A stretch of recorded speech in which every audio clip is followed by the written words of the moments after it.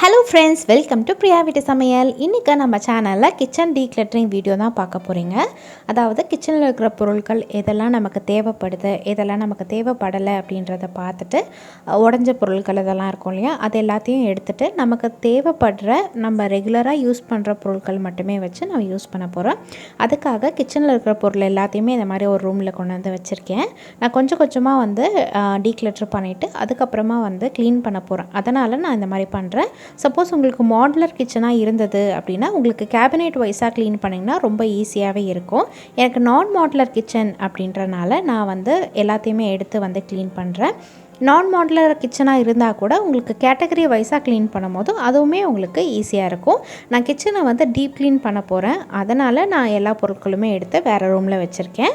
இப்போது இந்த கிச்சன் வந்து ப்ளெயினாக இருக்கும். அதாவது ஏதாவது புதுசாக நீங்கள் வந்து ஆர்கனைஸ் பண்ணுறீங்க அப்படின்னா இந்த வீடியோ உங்களுக்கு கண்டிப்பாக வந்து யூஸ்ஃபுல்லாக இருக்கும்.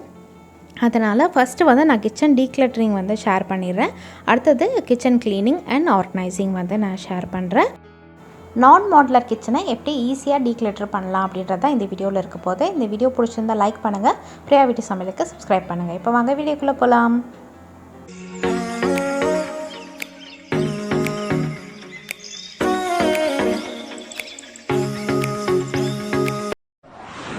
என்னுடைய கிச்சன் வந்து நான் மாடுலர் கிச்சன். அதனால் நான் கேட்டகரி வைஸாக எப்படி டீக்ளட்டர் பண்ணுறது அப்படின்றத நான் உங்களுக்கு இந்த வீடியோவில் ஷேர் பண்ணுறேன்.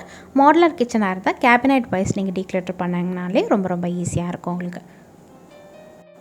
நான் எடுத்துருக்கிற ஃபஸ்ட்டு கேட்டகரி வந்து நம்ம ரெகுலராக யூஸ் பண்ணுற பொருட்கள் தான்.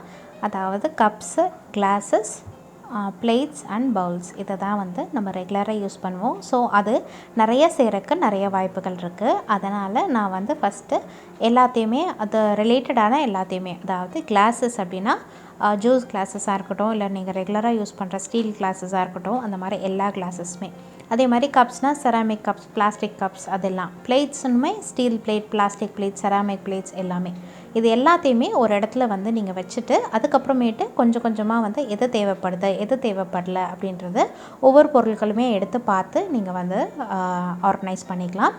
ஆர்கனைஸ் பண்ணுறது இப்போவே நான் ஆர்கனைஸ் பண்ணலை, நான் கடைசியாக க்ளீன் பண்ணிவிட்டு அதுக்கப்புறம் தான் நான் ஆர்கனைஸ் பண்ண போகிறேன். இப்போ வந்து டீக்ளட்டரிங் மட்டும்தான் நான் பண்ண போகிறேன். இதுவுமே நான் ரெகுலராக யூஸ் பண்ணுற கப்ஸ் எல்லாம் எது அப்படின்றத தனியாக எடுத்து வச்சுருக்கேன். அதே மாதிரி ஜூஸ் கிளாஸஸ், அதுக்கப்புறம் செராமிக் ஐட்டம்ஸ் எல்லாம் கெஸ்ட்டுக்குன்னு தனியாக வச்சுருப்போம் இல்லையா, அதெல்லாமே நான் தனியாக வந்து ஆர்கனைஸ் பண்ணி வச்சுருக்கேன்.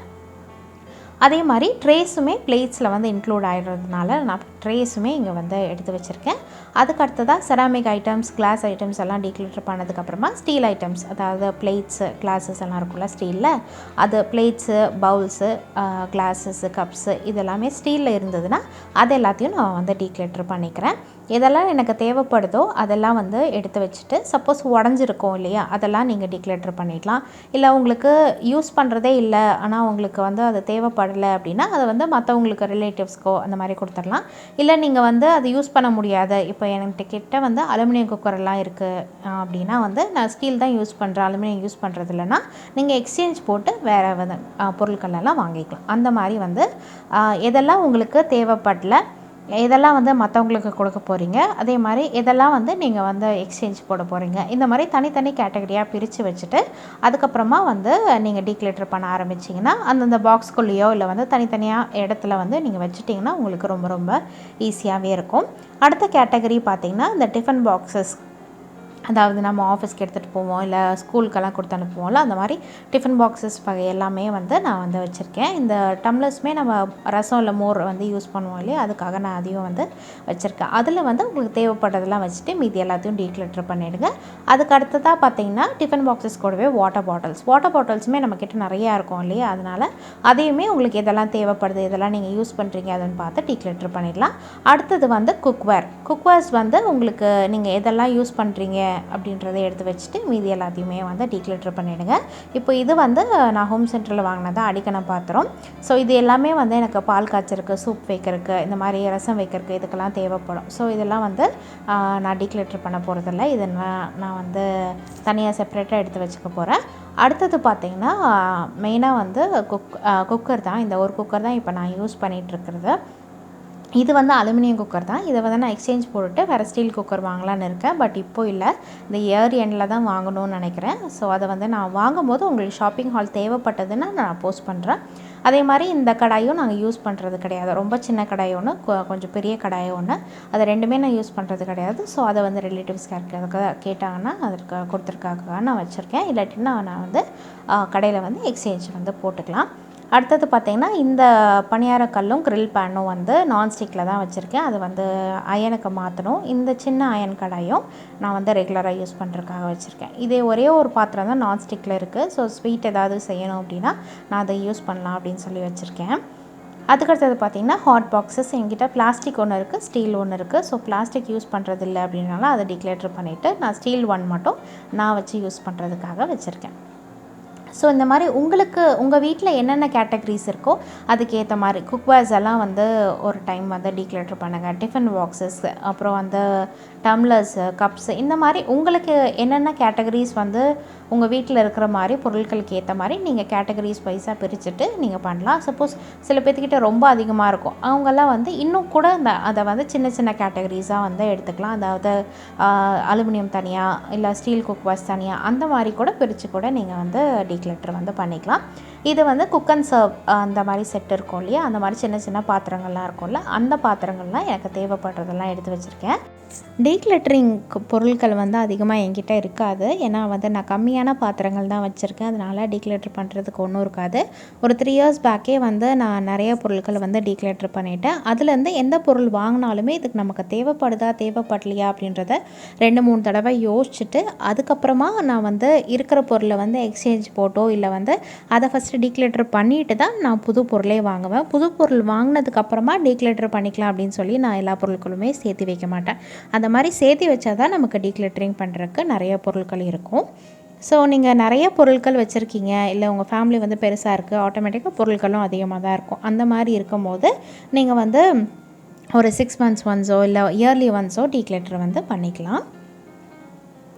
ஸோ ஒரு வருஷத்தில் என்னென்ன பொருட்களெல்லாம் நீங்கள் யூஸ் பண்ணுறீங்க, எதெல்லாம் நீங்கள் யூஸே பண்ணுறதில்ல அப்படின்றத பார்த்துட்டு நீங்கள் டீக்ளட்டரிங் வந்து பண்ணிக்கலாம். அதுக்கு அடுத்த கேட்டகரி பார்த்திங்கன்னா இந்த மாதிரி வந்து பெரிய பெரிய பாத்திரங்கள்லாம் நமக்கு இருக்கும்ல, சம்படங்கள்லாம் இருக்கும்ல, அது எல்லாத்தையும் நான் ஒரு கேட்டகரியாக வச்சு, நிறையா இருக்கிறனால அதுவும் ஒரு கேட்டகரியாக வச்சு அதையும் நான் வந்து டீக்ளட்டர் பண்ணிக்கிறேன். அதை மாதிரி அது யூடியூப்க்கு யூஸ் பண்ணுற ஐட்டம்ஸு அதெல்லாம் ஒரு கேட்டகரி. அதுக்கடுத்தது கிச்சன் டூல்ஸ்லேயும் நமக்கு நிறைய டூப்ளிகேட்ஸ் இருக்கும். அதாவது ஒரே மாதிரி 2 பொருட்கள் இருக்கும். 2-3 தாளிப்பு கடாய், இல்லை வந்து 2 விஸ்க் வச்சுருக்கிறது, இல்லை 2-3 பீலர் வச்சுருப்பாங்கிறது, இல்லை வந்து 2 லைட்டர் வச்சுருக்கிறது. இந்த மாதிரி தேவைப்படுறது மட்டும் நீங்கள் எடுத்துகிட்டு மீதி டூப்ளிகேட்டை இன்னொன்று இருக்கும் இல்லையா, ஒரே மாதிரி 2 பொருட்கள் இருக்கும் போது இன்னொன்றில் வந்து நீங்கள் டீக்ளட்டர் வந்து பண்ணிக்கலாம். அடுத்த கேட்டகரி வந்து ஸ்பூன்ஸு, ஃபோக்ஸு, இந்த மாதிரி இருக்கிறதெல்லாம் வந்து நம்ம டீக்ளட்டர் பண்ணிக்கலாம். அது மட்டும் இல்லாமல் நம்ம கிச்சனில் யூஸ் பண்ணுற சின்ன சின்ன டூல்ஸ் எல்லாம் இருக்குல்ல, அதெல்லாம் வந்து ஒரு கேட்டகரியாக எடுத்து டீக்ளட்டர் பண்ணிக்கலாம். அடுத்ததாக கரண்டிங்கள்லாம் வந்து ஒரு கேட்டகரியாக வச்சு உங்களுக்கு எதெல்லாம் தேவைப்படலை அப்படின்றத பார்த்துட்டு அதையும் நம்ம டீக்ளட்டரிங் பண்ணிக்கலாம். அடுத்தது நைஃப் வந்து நம்ம 2-3 வச்சு தான் ஆகணும். அதனால் இதை வந்து நான் டீக்ளட்டர் பண்ண போகிறோம். 4 இயர்ஸ் பேக் வாங்கினேன்னு நினைக்கிறேன். ஷாப்பிங் ஆலும் நான் ஷேர் பண்ணியிருக்கேன் ஏற்கனவே. அது வந்து ஷார்ப்னஸ் போயிடுச்சு. ஸோ அது வந்து டீக்ளட்டர் பண்ணிவிட்டு அந்த போட்டு வச்சுருக்கிற அந்த ஆர்கனைசர் இருக்குல்ல, அது வந்து நான் வச்சுக்க போகிறேன்.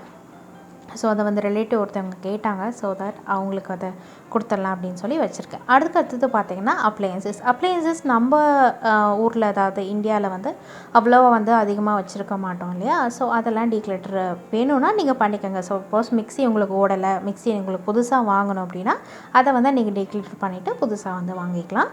அதுக்கடுத்து தான் இந்த மாதிரி இடிக்கிற கல் இருக்கு இல்லையா, இதை வந்து அந்த சிப்பு உடஞ்சிருச்சு மேலே இருக்கிறது. ஸோ இதையும் வந்து நம்ம டீக்ளட்டர் பண்ணலாமா வேண்டாமா அப்படின்னு சொல்லி யோசிச்சுட்ருக்கேன். ஸோ இதுக்கு இன்னொரு கல் வந்து இதே மாதிரி வாங்கலாமா இல்லை மார்பிளில் வாங்கலாமான்றது எனக்கு தெரியல, அதை பற்றி நான் ஐடியா இல்லை. ஸோ அது வந்து பார்த்துட்டு டிசைட் பண்ணி வாங்கணும். அதுக்கடுத்து சாப்பிங் போர்டும் எனக்கு உடஞ்சிருச்சு. ஸோ சாப்பிங் போர்டும் வந்து நான் வந்து மேகோ வுட் அந்த மாதிரி வந்து சிங்கிள் வுட்டில் செஞ்சுருக்க சாப்பிங் போர்டு வந்து வாங்கணும் அப்படின்னு சொல்லி வச்சுருக்கேன்.